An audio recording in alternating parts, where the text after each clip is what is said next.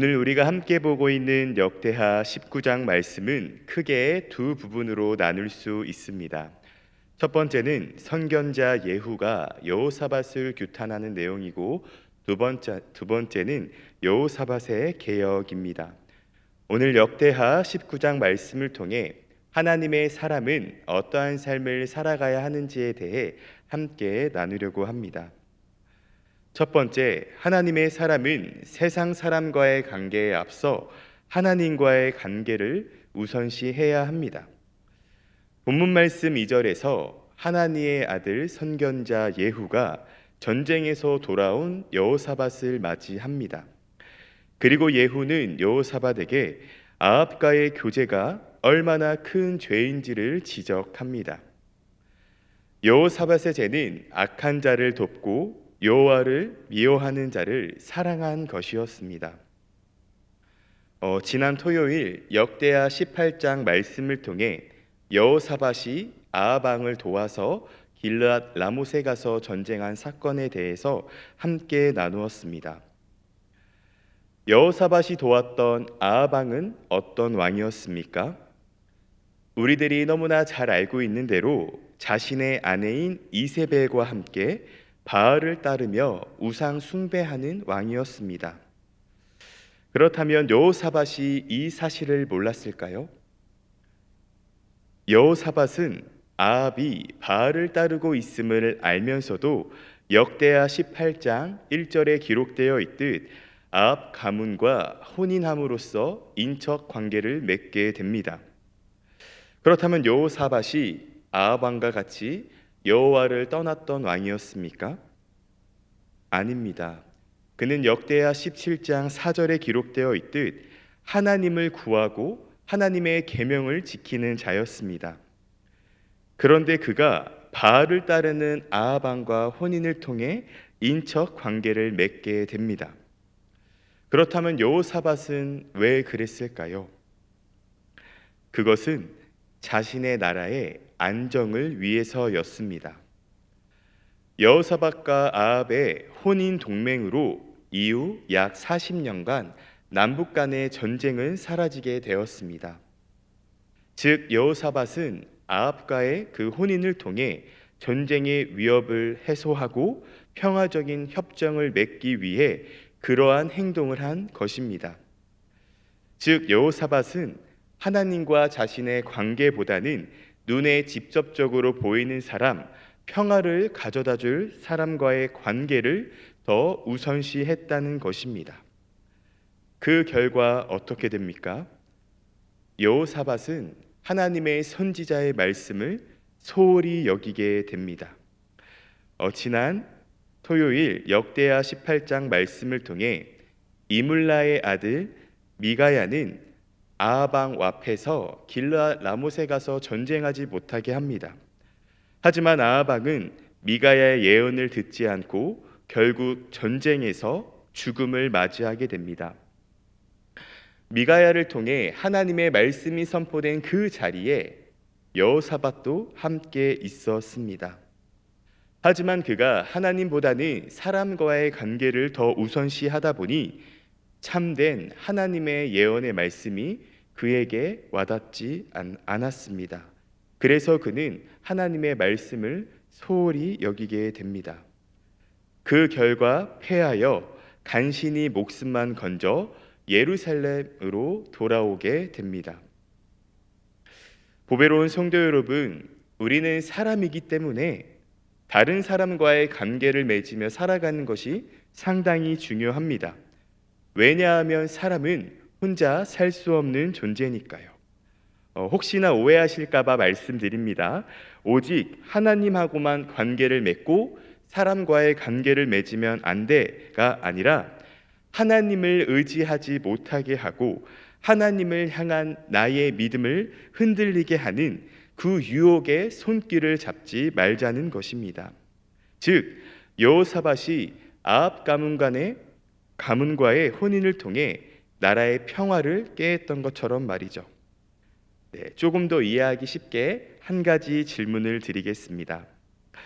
성도님들께서는 예수님께서 나에 대해 어떻게 생각하실지와 사람이 나에 대해 어떻게 생각할지에 대한 질문 중 어느 쪽의 질문이 더 신경이 쓰이시나요? 사실 이 질문을 가지고 어제 청소년부 어하나를 진행하며 친구들과 나누었었는데요. 대부분의 친구들이요, 예수님보다는 사람들이 나를 어떻게 생각할지에 대해서 신경이 쓰인다고 이야기했습니다. 그 이유에 대해서 몇 가지 말씀드리면, 우선 예수님은 눈에 보이지 않고 사람은 내 눈앞에 보이며 또 관계를 맺으며 살아가기 때문이고, 또 사람에게 인정을 받아야 승진할 수 있고 또 돈을 벌 수 있다라는 그러한 현실적인 답을 해 주었습니다. 그렇다면 우리는 어떠한 답을 할 수 있을까요? 연약한 우리는 아마도 예수님께서 나에 대해 어떻게 생각하실까 보다는 사람들이 나에게 어떻게 생각할까라는 그러한 것에 더 많이 신경을 쓸 것입니다. 그래서 어제 저는 친구들에게 한 가지 제안을 했었는데요. 우리가 사람에게도 인정을 받고 하나님께도 인정을 받기 위해 노력하자고요. 우리가 사람에게는 인정을 받고 하나님에게 인정을 받지 못한다면 오늘 본문 말씀에 나온 여호사밧과 다르지 않을 것이고요. 하나님께 인정을 받는데 사람에게 인정을 받지 못한다라는 건 이 말 자체가 모순이 될 것 같습니다. 보배로운 성도 여러분, 가장 먼저 하나님과의 관계를 우선시하고 올바로 세우기 위해 노력하시기 바랍니다. 하나님과의 관계가 올바로 세워졌을 때 사람과의 관계 또한 올바로 세워질 것입니다. 그래서 하나님과 사람에게 모두 인정받는 우리 보배로운 교회 성도님들이 되시기를 소망합니다. 두 번째, 하나님의 사람은 자신이 맡은 역할을 잘 감당해야 합니다. 본문 말씀 4절입니다. 여호사밧이 예루살렘에 살더니 다시 나가서 브엘세바에서부터 에브라임 산지까지 민간에 두루 다니며 그들을 그들의 조상들의 하나님 여호와께로 돌아오게 하고. 아멘. 여호사밧이 예루살렘에 살더니 라는 이 말은요, 아합과의 연합전쟁에서 간신히 목숨을 건져온 그 여호사밧이요, 그때부터는 더는 북이스라엘에 가지 않았다는 것을 이야기합니다. 그는 북이스라엘과의 연합 대신에 유다 왕으로서 다시 백성을 살피는 일에 전념합니다. 그러면서 여호사밧은 어떤 신하를 시켜서 보내는 것이 아니라 자신이 스스로 다니며 백성들을 하나님께로 돌아오게 하는데요. 그는 브엘세바에서부터 에브라임 산지까지 두루 다니며 왕으로서 백성을 다스리는 역할에 최선을 다하게 됩니다.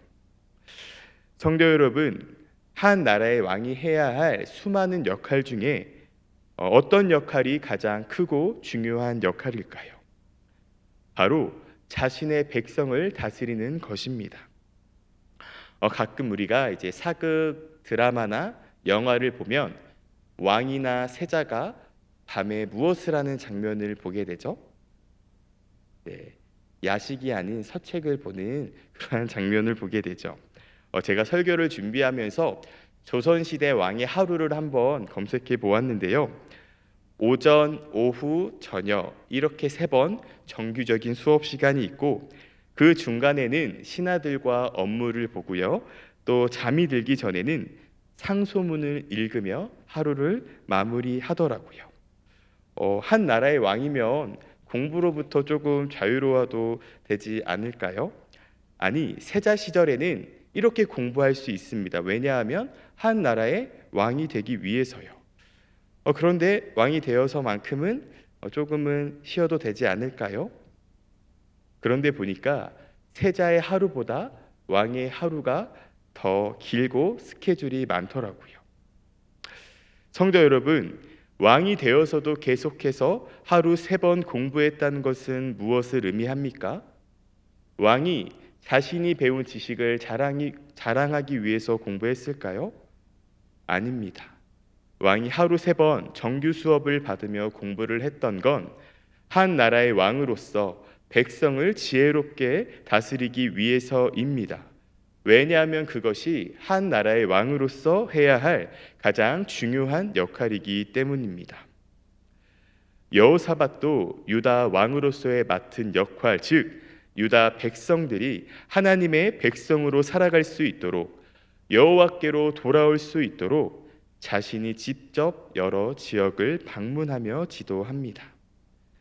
이처럼 하나님의 사람도 자신이 맡은 역할을 잘 감당해야 합니다. 내가 직장인으로서, 또 사업가로서, 또 가정에서요. 왜냐하면 그 모든 역할은 하나님께서 우리에게 맡겨주신 역할이기 때문입니다. 그리고 하나님께서 여기 계신 모든 성도님들이 직장이 다르고 사업장이 다르고 또 가정이 다르지만 공통적으로 맡겨주신 것이 하나가 있습니다. 바로 삶입니다. 최근 하나님께서 저에게 삶뿐만이 아니라 살까지도 조금 맡겨주셔서 조금 덜 맡겨달라고 기도 중에 있는데요. 하나님께서 우리 모두에게 삶을 맡겨주셨습니다. 그렇기 때문에 매일을 살아가며 나에게 주어진 이 삶을 소중히 여기며 살아가시기를 소망합니다. 그리고 더 나아가 어제 주일 설교를 통해 우리가 기도에 대해서 함께 나누었듯 기도자로서의 삶도 함께 살아가시기를 소망합니다. 이미 현장과 또 온라인에서 예배를 드리고 계신 성도님들은 잘하고 계십니다. 왜냐하면 월요병이라고 불리우는 이 월요일을 깨워서, 그리고 이 새벽을 깨워서 기도하기 위해 오셨으니까요. 특별히 오늘 새벽 기도자로서의 삶을 감당하실 때 오늘부터 시작된 몽골 선교를 위해서도 함께 기도해 주시기 바랍니다. 그래서 우리 성도님들 모두가 하나님께서 맡겨주신 삶과 역할을 주님 안에서 잘 감당하시기를 소망합니다.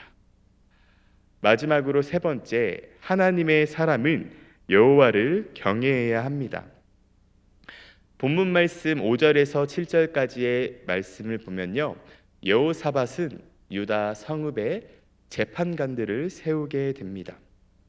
그리고 재판관들에게 너희는 여호와를 두려워하는 마음으로 삼가 행하라고 당부하게 됩니다.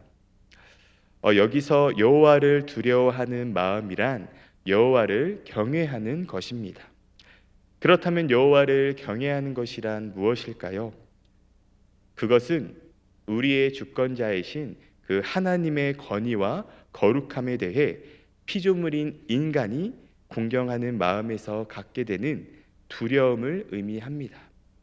이 두려움이 어떠한 공포를 의미하는 것은 아닙니다.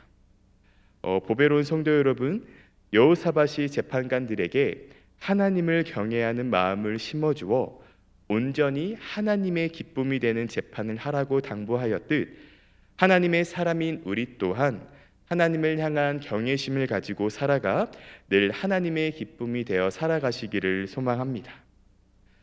성경에서 여호와를 경외하는 것이 생명의 샘이고 또 여호와를 경외함이 사람의 보배가 된다고 이야기하고 있습니다. 우리 성도 여러분들께서 여호와를 경외하는 삶을 살아가서 매일 생명의 근원 되신 주님께서 주시는 새 힘을 공급받아 이 땅의 보배로서 살아가시기를 소망합니다. 사랑하는 성도 여러분, 말씀을 정리하겠습니다. 하나님의 사람은 세상 사람과의 관계에 앞서 하나님과의 관계를 우선시해야 합니다. 그래야만 사람이 아닌 하나님만 의지하며 하나님께서 맡겨주신 삶과 역할을 감당할 수 있습니다. 그리고 그 삶을 감당할 때 우리의 마음 가운데에 여호와를 경외하는 마음을 품으시기를 소망합니다. 그래서 우리에게 새 힘을 주시고 우리가 이 땅에 보배로운 존재가 되어 살아가 온전히 우리가 오늘날의 영적 여호사밧이 되어 많은 사람들을 여호와께로 돌아오게 하는 그러한 은혜의 문으로서의 역할을 감당하는 저와 보배로운 교회 성도님들이 되시기를 간절히 소망합니다. 함께 기도하겠습니다. 하나님, 오늘은 역대하 19장의 말씀을 나누었습니다. 하나님의 사람으로서 살아내야 할 세 가지의 삶을 잘 감당하게 하시고 그 삶이 결코 내 힘으로 가능하지 않기에 늘 우리를 곁에서 도와주시는 보혜사 성령님을 보내주셔서 하나님의 사람으로서의 삶을 잘 감당하며 살아가게 해주세요. 오늘부터 몽골 선교가 시작됩니다. 가고 오는 발걸음 주님께서 지켜주시고 담임 목사님을 비롯하여 장년부와 청년부 공동체 모두가 주님의 복음을 전할 때 어려움 없게 하시고 수많은 몽골인들이 복음을 듣고 변화되어 하나님의 자녀로 살아가게 하옵소서. 귀한 예물을 드리는 손길과 또 시간의 예물을 드리는 손길도 함께 축복하여 주옵소서. 감사합니다. 사랑이 많으신 우리 구주 예수님의 이름으로 기도합니다. 아멘.